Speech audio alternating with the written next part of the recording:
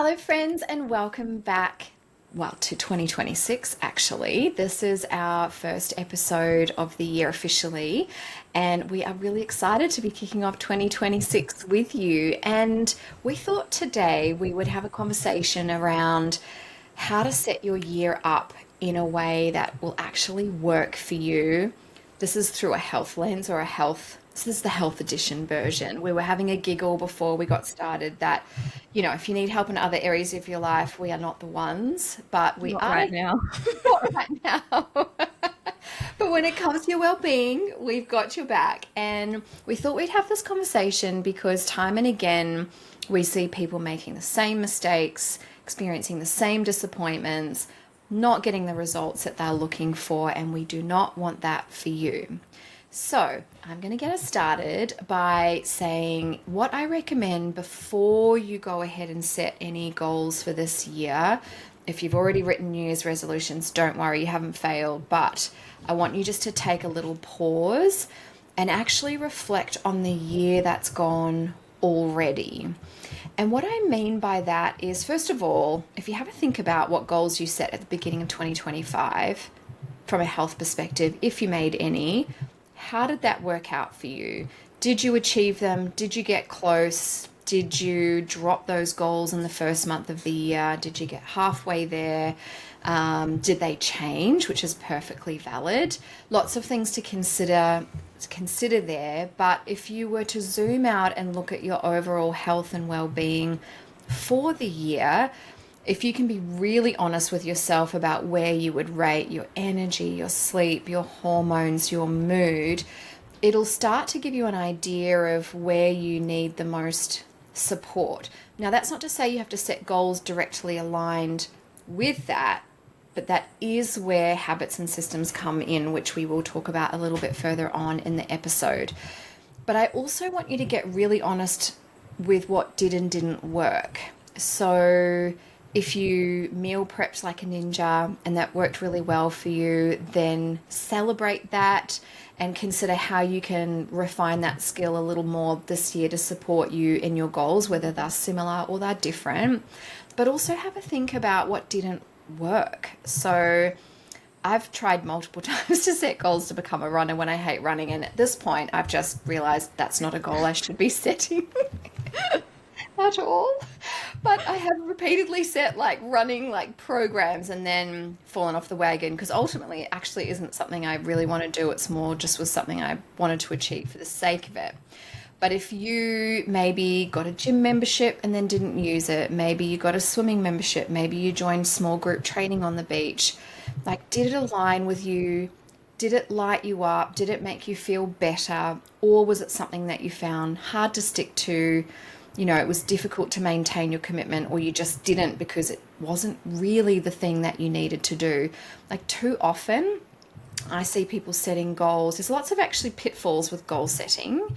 And I've actually written a really good blog about this, which I will link in the show notes. But Nat's going to elaborate further around some of those pitfalls. But my key point as I wrap up that little section is that one thing I find, because we're creatures of habit and we gravitate to the familiar, is that I see people, and I've made this mistake myself, set the same goals and not achieve them over and over and over again.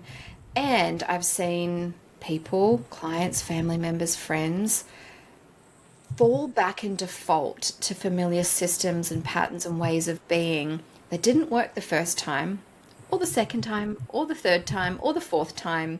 And yet, when they don't know what else to do, they just go back to doing the same thing. I'm thinking of one person in particular who, anytime their health gets a bit wobbly, just goes back to juicing and fasting, but it always ends badly. And it's like, have you not noticed this pattern yet? Because I have, but sometimes it can be really hard to see it for yourself unless you take that time to actually slow down and really look at it, with clear eyes to figure out, do I just need to like fast harder, fast longer, work out more, or is this not the best path for me in order to achieve my goals? So that's something I'd like you to think about when it comes to goal setting. But Nat, I know you have a few other guidelines up your sleeve, which I think are just so clever. So please share them. Yeah, well, I think one thing that I notice is probably worth considering is actually matching your goals to your capacity for change, or even just the capacity for the behavior that you're wanting to do. Because I think there's a difference between ideally what we would like to have as a goal in order to change a health outcome and what we might have the capacity for, and capacity or resources for or skill for, because I think there's more to creating change than just, oh, I identify that I have a goal and that, I don't know, for example, if I want to be fitter, I know I need to exercise. But have you worked backwards around how do you practically make that happen, and what are the barriers to you actually moving your body more, whether that's mentally, financially, psychologically, etc. So I think getting really honest with yourself helps. And I also think when you're putting things into practice, and this is linked to what I just said there, is when like you want to have goals or intentions or things that you're setting for yourself that feel really achievable, also for the reason that partly why people give up so quickly on New Year's resolutions is because they make like huge swings at things that are just never going to be sustainable beyond riding the high motivation like wave that might last a week, or if you're lucky, a month. Whereas you really need to look at things of like, on one of my most challenging weeks, what can I actually maintain? And also, you want to allow yourself time to build evidence that you're someone that can do that. Because if you start off by setting the bar too high and then you fail, you're just reaffirming the story that you've probably had all year or all the years prior that you've set that goal, that, oh, I'm actually just not someone that can meal prep, or I'm not someone that can wake up early, or I'm not someone that can, do my own workout at the gym, or I'm not someone who can say no to more things. Whereas if you give yourself an actual chance to show yourself in small ways that you can, or you do have that identity, you're so much more likely to have some of these things actually last and not be setting the same goal or having the same conversation at the end of 2026. Yes, we don't want that for you. That's really demoralizing and can unnecessarily make you think that you're not capable of change and that, these goals are out of reach. So I think certainly I also think setting too many goals is a bit of a problem.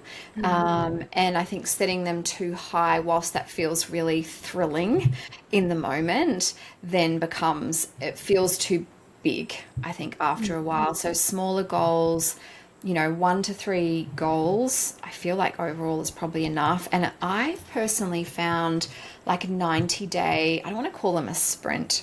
It's such a corporate word, and 3 months isn't really a sprint, but like almost like Plus the week 30 for day. running that you hate. Yeah, yeah, I know that's right. This girl is not sprinting. So yeah, I think like in terms of that, working in 90-day increments is ideal rather than going, this is my goal for the year. Now, of course, you might be breaking down your big goal into quarterly or monthly, which brings me to my next point, which I think is great, breaking it into smaller steps, or I guess milestones. But I think there's a few steps after that people tend to either not do or don't tend to do that thoroughly. So the plain, boring truth is that for the most part, our health is in our habits. And so if you want to shift something with your health, you have to shift something in your habits. Either you're doing something or many things that aren't serving your goal and having a counterproductive effect, or you need to implement a habit or habits to actually get you to where you want to go. So, I don't know, if you want to learn to run 5K and you really mean it, you can absolutely look at a running program, and but you'd need to go further than that and look at scheduling that, like what's in the diary gets done. It's no good saying, oh, I'm going to run 3 times a week and this is my running program. If you don't actually block out that time in your diary, life can kind of take up the room and things get postponed. So these are dates with yourself. And then set up the systems to support you. So using that example, I don't know why I picked that one, seeing as I don't want to be a runner, but for anyone else, you're welcome. Like, what are the systems you're going to use to help get you there? So whether it's an accountability partner, whether it's having a dedicated place to put your running gear, on the nights before, so you just get up and put it on and go. It might be the laundry schedule for that clothing, finding the right shoes. It might be booking in someone else to run with you or ride next to you. If you're going to train for anything, you need to be able to eat for it as well. So you might have goals around your macros or how you want to eat, but you also need to think about, when are you going to do your meal planning? When are you going to do the groceries? Can you set up a recurring grocery order? Again, schedule time for meal prep. Is it going to be a Sunday morning or a Monday night or a Friday night? Whatever the case might be, you need to define the habits that'll get you to where you want to go with your goal. You need to schedule those habits, and we'll come back to bad habits in just a second. And then you need to set the systems up to support you. One of the things that I did, this is going to sound so dumb, but this is something that I personally had to do to sort myself out. So one of the challenges I have is that I circadian rhythmed so hard that whenever the sun pokes its little head over the horizon, I'm like, bing, awake. It doesn't matter if I went to bed at midnight, 1 a.m., sun's up, I'm up. And that's really annoying because I also need a decent amount of sleep. But life's exciting, life is busy, life is full, so I'll often find myself resisting going to bed. I also, by the way, see this with parents, like lots of mums, because it's like the only time they get to themselves late at night. There's something about the peacefulness of an empty house when everyone is asleep that I'm just absolutely love. And it's a real battle, and I can't say I have an easy answer for you, but what I do have is a system that I have used that really helped me. So I have an alarm that goes off at 8 p.m. And that is a signal. Like, I don't usually work after dinner. However, I might, or I might be busy doing chores around the house or something. When the alarm goes off at 8 p.m., that is my signal to actually stop doing and start being. So start my nighttime routine. Generally, that'll be about half an hour. Wash face, brush teeth, do your skincare, change into PJs, pack down the kitchen, figure out what we're going to do tomorrow, diary and all of that. And then at 8:30, I get into bed to read. Now, this isn't every night, by the way, and I don't do it perfectly, but how I really trained myself, and the system I set up was alarms to actually interrupt that, habitual pattern that I'd gotten into by delaying bed. And by forcing myself to come out of doing and dropping into being, I wound down enough to be ready to go to sleep by 9. But you can apply this example in any number of ways, but it's just one thing to consider about how you might be able to achieve what you want to do. But setting a goal is not enough. You have to know what habits you want to implement, and you have to schedule them, and you do need to put support in place. The last thing I'll say, though, is the other side of the coin is, if you've identified bad habits, I mean, that's not a bad example that I've given you, but another bad habit might be, using cigarettes or alcohol to manage stress, or it might be doom scrolling on social media because you're too tired or you're too anxious. Whatever it is, like, everyone has these default behaviors that are easy to do, they feel easier to do than doing the thing we really need to do. Now, when it comes to harmful habits, I haven't found it to be true that the most direct route is just to simply stop them. Now, I think there's the odd personality who can just cold turkey go, I'm not doing that again, and just stop it. But usually, what I have found is more helpful for people is to replace that habit with something less harmful or better or more useful. So, I was just talking to Nat before we hit record, and this is very rare for me, but I just had an absolute shit of a day at the beginning of this week. And I wanted to scream. I did scream. I got in the car and screamed like a banshee, and I wanted to hit something, and I was like just so ropeable about just life in general and lots of silly things that happened that day. And I was tired and under-resourced, and it was really interesting. I don't normally feel like alcohol to deal with overwhelm and stress, but I actually really did this day. I was like, I made myself this promise. I was like, right, I'm just going to get through these things on my to-do list, and then I'm going to get some wine. And actually, this is going to sound like a total shameless plug for Vespera now, but anyway, I'm halfway through the story, so I have to finish it. But for anyone who doesn't know, I accidentally created a beverage brand, and they are herbal mocktail blends.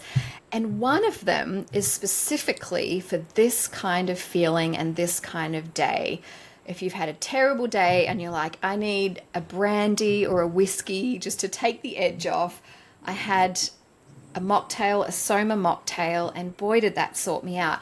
And I suppose this is actually a great example because if you habitually use, wine, beer, cigarettes, sugar, reality TV to sort of numb or cope with overwhelm and things, swapping that habit with something else that's easily accessible but that doesn't cause you harm is just like the lowest hanging fruit. So have a think about that too, because that will help you anticipate any potential pitfalls down the line as you get into your year and as you get into motion with working towards your goals. Having a plan for what happens if, some of those habits that are not so harmless pop up, knowing what you're going to do instead will set you up for success much more strongly. Yeah, I totally agree. And I think, the other factor when it comes to health and health goals and achieving them is really around not trying to tackle every single health area at one time. And I guess it's similar but different to the whole, don't overwhelm yourself with too many goals. But I guess the angle or the lens I'm thinking of this through is you and I both know that most of the time when clients come to us, it's not just one thing. There might be a primary issue, but most often we see at least two, sometimes three. As a classic example, it might be like gut, hormones, skin. Or it might be fertility, which is wrapped up in hormones, but there's some background gut issues or some autoimmunity at play. Or maybe there's a thyroid issue in there. Or maybe someone has mold, which then they have a billion other issues. But Yeah. you know what I mean? Like I think that it's both important for both practitioners and clients or patients to understand that it's not actually helpful or productive to try and treat every single thing at once. And the benefit, if anything, of truly holistic medicine practice, when we're talking about naturopathic and nutrition, like nutritional therapy, is that a lot of the time when you are using a certain strategy, it is touching on multiple areas. But when we're looking at really refining a therapeutic intervention, we are always thinking strategically around, well, what makes most sense so that we get to the end goal as efficiently as possible. Whereas what we see happen a lot, particularly when people are DIYing, and we'll get into that in a moment, is that let's, as an example, let's say you've got a gut issue. So you see something that's a gut supplement or a diet, and you're like, oh, yeah, yeah, I'll follow that. I'll grab that supplement. I'll purchase it that. And then you're Mm, like, oh, I actually also have like some issues with painful periods or PMS, and I saw this like hormone supplement. So I might mm, grab that. And also, yeah, I think I heard that I need to eat more protein or more carbohydrates or more of something. So mm, maybe I'll try and do that as well. And then you've got skin breakouts that are popping up, and you're like, oh, yeah, saw that was good for skin. Like, no one's getting anywhere with that strategy. And if you are, you're also going to be in a position where you have no idea what got you where. mm, Um, and, what we see a lot is people come to us with having spent thousands of dollars on supplements that are sitting in their cupboard and exhausted from the effort that they've already put in, or exhausted financially from mm, what they've already invested, where we see in our perspective, if you actually get support earlier than you feel like you need it, or even just you get support full stop, particularly not when you're just trying to, I don't know, eat more protein, but you've got no health issue, right? Fine. You mm, probably don't need a nutritionist or a naturopath for that. You can probably just listen mm, to a few of our podcast episodes, get some recipe inspiration, and you're mm, good to go. But mm, if you have an actual health challenge, a health condition that you're wanting to try and get on top of, I genuinely, and I would say this whether I was practicing or not as an option for someone to come and see, I mm. genuinely think you spend less money, less time, less overwhelm, and it takes up less mental real estate if you actually invest in some, support, professional support to help get you there. And there's multiple reasons why that's effective. But even we do it. Like, Ames, tell them about when you had mold illness. Yes. So, look, I know it's tempting to DIY it, and I do think there's a lot to be said for empowering and educating yourself. And this is not a discouragement from doing your own research and, being autonomous in your decisions. But, if I don't know, if a electrical circuit blew, that's not a good example because you can change your own fuse, but let's say, I don't know, let's say a switch stopped working. You wouldn't YouTube or listen to a podcast on how to rewire your own switch. You're going to call an electrician. And, if something goes on your car, unless you're particularly handy or have had some training, you're not going to YouTube how to change a carburetor and then like shop around for the best carburetor online and, all of that jazz. You're going to go and see an expert who knows exactly how to fix your problem in the most efficient way possible and just get it done. But I do want to say I understand the temptation. And when I got really sick with mold, the first thing I did or tried to do was learn more about it. And to be honest, my brain was so unwell, I literally couldn't. But I very quickly realized this is not the way to actually be supported and heal quickly. So I went and saw my own naturopath. I mean, I was really lucky. I already knew her. I knew she was an expert in mold. I knew, but I was very lucky. It didn't take me long to get into her care. But the best thing I ever did was actually pay somebody else to look at my case and actually support me when I really needed it most. And Nat and I have both also had practitioners come to see us. And it's like they're getting a second brain, they're getting a second set of eyes, a fresh perspective.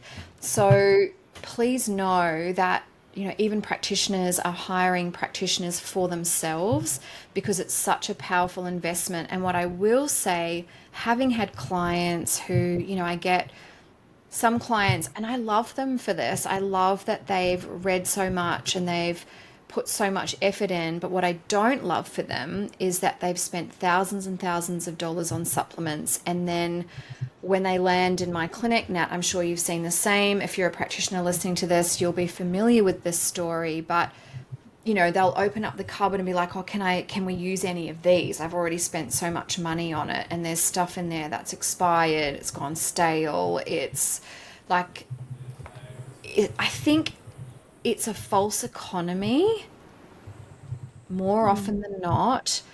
to try and save money by figuring it out yourself. You may get there, and if you do, I love that for you, but it will probably take you a lot longer, and you may make some mistakes along the way, hopefully not big ones, but it can cost you time, energy, and actually way more money in the long run. I've actually had a few clients, Nat, I'd love to hear, I'm sure you've seen this too, who've, in preparing to come and see me, have gone and spent thousands of dollars on functional medicine testing. Stuff that I would never have recommended that's actually not relevant for them. And, more information, the better. But actually, I don't know. I don't have an unlimited budget. I don't know many people that do. And I would much rather guide someone as to say this is actually essential for us to be able to move forward and could inform which way we go versus this is will be redundant information, irrelevant, or it's not a priority right now. So I don't know. I know investing in a practitioner is an investment, but also at the same time, like, who better to invest in than yourself and your well-being? And there's that quote says, everybody has many dreams until they lose their health and then they only have one. And, being well, feeling well, operating at your peak capacity gives you the opportunity to just live your best life, achieve all of your dreams, and really get the most out of life. So I really think have a serious think about that as you sit down and go, what do I need help with this year? Is this actually something that you can afford to figure out slowly? It doesn't have long-term consequences and maybe you'll learn something along the way. Or is it worth getting some external support with a professional who can quantum leap you to where you want to go and actually guide you where you should be putting your money in terms of supplements and lifestyle versus where it's probably a bit of a waste? My biggest pet peeve over time is that overspending on functional testing. Like, as someone who loves testing and thinks it's incredibly valuable, but I get so frustrated because it's it's oversold to people as something that they need in order to get better. And there are some tests that are necessary or at least very helpful to get done in order to move forward. But what I see so much of, and like, no, this is a general statement, but what I see a lot of is it happens a lot with integrative doctors. It happens a lot with like functional nutritionists. And that's not a, like, that's not a to say that every single person that fits that category does it. But if their main leading is like, all right, off the back of the very first consult, without having done any intervention or interpreted any basic bloods, you need to do like 3+ functional medicine tests, like not just blood tests. Like, I think that's a very reasonable thing to ask someone to do straight off the back of a first consult, and perhaps one other functional test that you may need in order to unmuddy the waters. But sending someone for a gut microbiome test, an oat test, a Dutch test, a heavy metal test, mold test, inflammatory markers test, off the back of like just hearing their story without having done any groundwork first, or without stopping to think with your very intelligent practitioner brain that hopefully has experience and can put together symptoms and patterns of like, do I need to test this person's like cortisol levels when they're telling me that they're completely exhausted, they're burnt out, they're burning the candle at both ends? Or is my recommendation probably going to not be like majorly different initially anyway? And could I save their money to put towards going and having a massage, or like having some time off work, or doing something that's actually going to help you move forward? So testing is good, functional testing is helpful, but people have practiced, naturopathic medicine and, very effectively for not millions of years, but like hundreds of years without even being able to draw blood. And I do think that the benefit of seeing someone who's not dogmatic, who is experienced, who has a knowledge of like blood testing and functional testing, but is discerning with it, means that you do get to spend like some money Mm, on the actual treatment part of it, because mm, that is the part where you get the most return on your investment. So mm, yeah, mm, I'll that's definitely just strikes a nerve with me, because yeah, mm, I really feel for people who are willing to invest their money but then mm. get taken down a bit of that path. Yeah, it's just unnecessary allocation of resources, I think. And a really skilled clinician, as you said, with pattern recognition, just doesn't need to run so many tests. They can be a lot more discerning in that. Hmm. So, probably my closing thoughts. I've got a couple, but I wanted to share be balanced in your goal setting. So, I think most people focus very much on yang goals. So, achieving, doing more, performance based. And I want to just invite you to consider setting at least one yin goal, which is it could be as simple as scheduling a 20-minute do nothing block in your day, like creating some white space for you. It could be a weekly pottery class. This year, I'm outing myself at this point in time. I'm ready for only grands at this stage, but I started knitting. And it was a real exercise in being a beginner again, which I absolutely hate, by the way. I hate not being good at stuff straight away. I must have restarted this blanket, I don't, at least 20 times. Um, and then just having it not be about the outcome, but the process and the joy of learning, and also for me slowing down. So it might be booking yoga classes, it might be art, it might be a weekly phone call with one of your best friends. Like, make sure you're setting yin goals, soft goals, stillness goals, goals that revolve around joy and peace, not just achievements. And I also want to make sure that, so much of goal setting is focused on these external things that other people can see or witness or you can share. But this is probably something I should have mentioned with reflecting on the year gone as well, but looking at where you've grown as a human being, like grown, developed, deepened, softened, become more kinder, more compassionate, whether that's towards yourself or others. Did you learn patience this year? Did you, all of those kinds of things, don't overlook them. And if all you did this year was survive, that's also an achievement worth acknowledging and celebrating, and honoring your resilience, and that you're still here and you're still standing and you get to start a whole new year, afresh. And every day is a fresh start, really. We don't have to, if you're listening to this at any time outside of New Year's, you can start again every single day, every single moment. But I guess the last thing I want to say as I sort of wrap up what I have to share is that you cannot hate yourself healthy.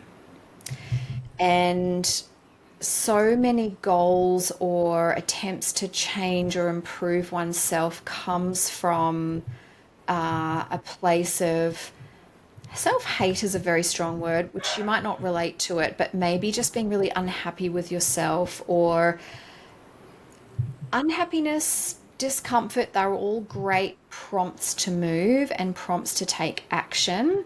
But where I'm going with this is I have absolutely seen people punish themselves with exercise and control, and restrict themselves with food, or have this really militant, regimented approach to their healthy habits. It's like almost an extension of orthorexia, where it becomes pathological in and of itself. And quite honestly, what that will do to your cortisol and your hormones, that's probably going to get in the way of you actually achieving what you want. But nothing ever grew or thrived or flourished from a hateful, hard, critical approach. And Mm. so if you feel tighter, smaller, harder, more stressed at anything that you're setting, give yourself permission to pause and reevaluate what you're doing and why, and really just check in if there is some kind of mindset shift that needs to be identified and made, whereby you eat wonderful healthy food because you love your body and it allows you to experience everything on this earth that is awesome, and you move your body because it makes you feel good, and it's an investment in your future self feeling good too. So really just check in the why behind the what, and make sure the energy in which you're doing it is one that's coming from a really loving, grounded place, and not a harsh, I'm not good enough or I need to be better place. Because first of all, that sucks. It's not going to be very enjoyable, but it's also going to make things a lot harder. You'll have to push yourself a lot harder, and it's probably going to mean that your ability to achieve those goals might also be heavily compromised too. What about you, Nat? Do you have any closing thoughts when it comes to this subject? Of course I do. Also, I used to be that person that you were Yeah, just describing not to be. yeah. Um, and I am no longer that person. Though I do think the other thing I would add is, and we've said this before, in fact, I'd refer you probably back to the chronic health condition episode that we did a little while back, maybe, I don't know, within the last 10 episodes it would be, is that just keep your eyes on your own lane. So Mm, easier said than done. I totally get that. We both have many clients that are people who are managing chronic health conditions. Both of us have also spent time in that space. I still would say that I am someone who has to be very on top of my health in order to manage my period pain. And it's really easy and tempting to let yourself stay in that mm, victim state, or that state of like anger, frustration, injustice, of like, why do I have to constantly try so hard at this health thing? Why do I have to spend so much money just to exist when someone else can, eat processed foods or skip breakfast or have coffee on an empty stomach and they're fine?